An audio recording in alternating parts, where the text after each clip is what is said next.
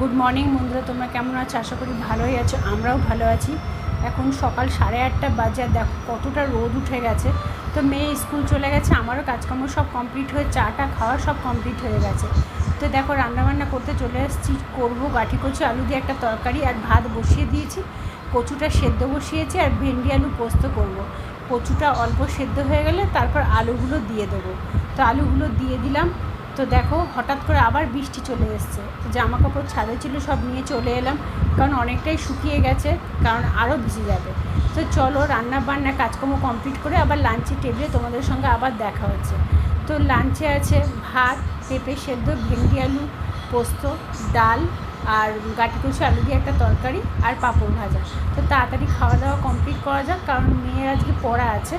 তো আমি মোটামুটি রেডি হয়ে গেছি, আর মেয়েও রেডি হয়ে গেছে।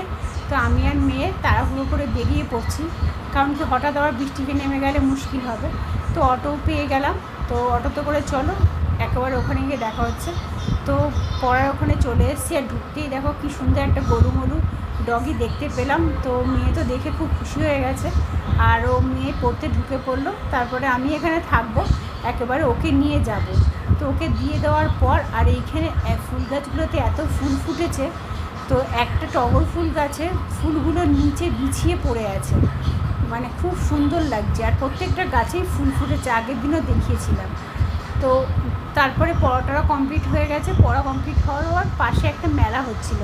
তো মেলায় ঢুকিনি, তো রাস্তার ধারেই পুরো মানে জায়গাতে অনেক স্টল বসেছে।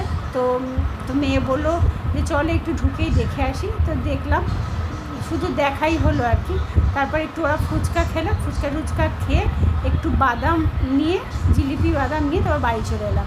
তোমাদের যদি ভিডিওটা ভালো লেগে থাকে প্লিজ লাইক শেয়ার সাবস্ক্রাইব করে দিও।